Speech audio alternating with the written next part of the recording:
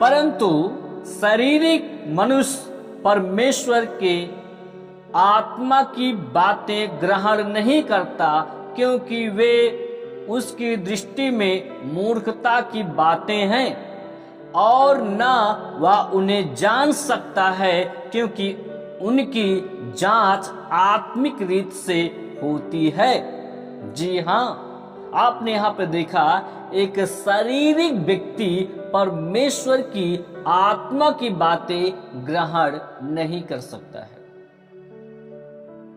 एक शारीरिक व्यक्ति जो शरीर की दशा में जीवन को जी रहा है, वो परमेश्वर की आत्मा की बातें ग्रहण नहीं कर सकता है, क्योंकि वे उसकी दृष्टि में मूर्खता की बातें ठहरती है।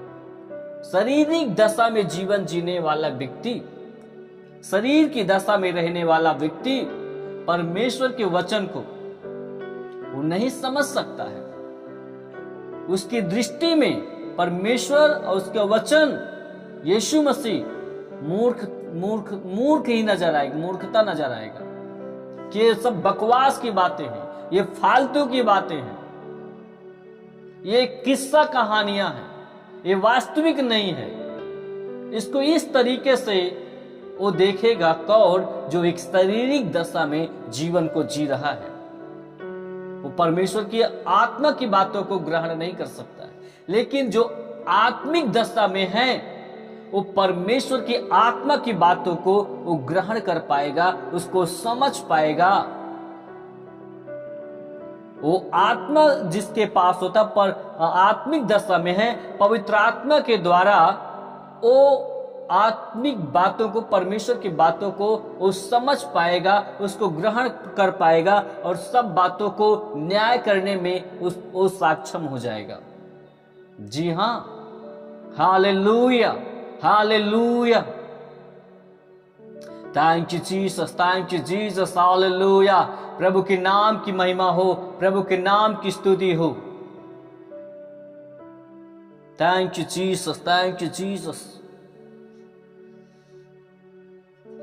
आपने देखा कि पतरस का जो अभी आत्मिक दशा में रहकर मसीह को स्वीकार किया कि तो परमेश्वर का जीवता मसीह है, और कुछ ही समय में वो क्या आ जाता है? शरीर की दशा में आ जाता है।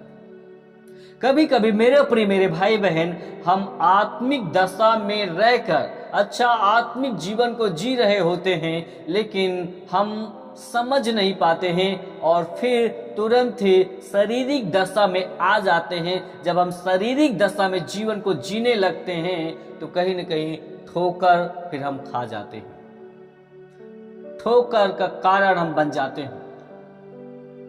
आज बहुत सारे लोग जो है मसीह यीशु को ग्रहण तो किया, उनका जीवन प्रार्थना से शुरुआत होता था, उनका जीवन वचन से शुरुआत होता था, जीवन जीने का जो दिनचर्या का जो कार्य था वो प्रार्थना और वचन से था, संगति से था।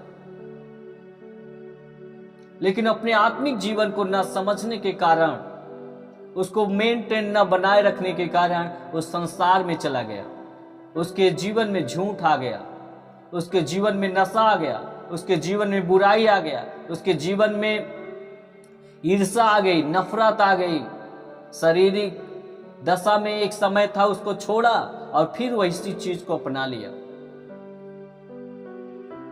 पौलुस कहता जो बातें बीत गई है वो बीत गई, अब देखो मसीह यीशु में सब कुछ नया हो गया। मैं पीछे की बातों को भूलकर आगे की ओर दौड़ा जाता हूं। ये आत्मिक व्यक्ति की एक पहचान है। जिस चीज को मैं छोड़ चुका हूं उसको अब दोबारा नहीं करूंगा, ये आत्मिक व्यक्ति की पहचान है। जिस चीज को मैं नीचे गिरा चुका हूं उसको उठाता हूं तो मेरे लिए अपमान की बातें पौलुस कहते हैं, ये आत्मिक व्यक्ति की पहचान है। जिस नशा को मैं छोड़ चुका हूं उसको दोबारा मैं नहीं करूंगा, ये आत्मिक व्यक्ति की पहचान है। जिस बुराई को, जिस झूठ को मैंने त्याग दिया हूं अब उसका मैं सहारा नहीं लूंगा, यह आत्मिक व्यक्ति की पहचान है। मैं अपनी पुरानी जिंदगी से नफरत करता हूं, यह आत्मिक व्यक्ति की पहचान है। छोटी छोटी बात में मैं गुस्सा हो जाता था, लड़ाई झगड़ा करता था। अब मैं ये नहीं करूंगा। नशा दारू शराब पीता था, अब मैं नहीं करूंगा। ये आत्मिक व्यक्ति की पहचान है। लेकिन हम जिस चीज को छोड़कर फिर उसी को अपना लेते हैं, तो इसका मतलब है कि आप शारीरिक व्यक्ति हो, आप शारीरिक दशा में हो, पूरा आप सांसारिक हो। आपका न्याय किया जाएगा, आपको लेखा देना पड़ेगा। लेकिन रोमियो 8 कहता है, जो मसीह यीशु में है उस पर दंड की आज्ञा नहीं होगी। जो बुराई को छोड़ चुका है, आत्मिक दशा में जीवन को जी रहा है, प्रभु को समझ पा रहा है। जी हां, तो प्रभु को हम आत्मिक दशा में समझ पाएंगे। लेकिन यहां पर जब ये शारीरिक दशा में आया तो इसको डांट पड़ा, इसको फटकार पड़ी। तो हम अपने आत्मिक जीवन को बना के रखें, प्रार्थना और वचन और संगति, परमेश्वर के साथ में हम समय को व्यतीत करें, प्रार्थना में वचन के साथ में हम समय को व्यतीत करें। हम आत्मिक दशा को कम न होने दें, आत्मिक जीवन को कमजोर न होने दें। हमारा आत्मिक जीवन जब मजबूत होगा, कोई भी दुष्टात्मा, कोई भी अंधकार की शक्तियां, कोई भी बीमारी हम पे हावी नहीं हो सकता है। हम उस पर जयवंत होते चले जाएंगे, यीशु मसीह के सामर्थ्य नाम में।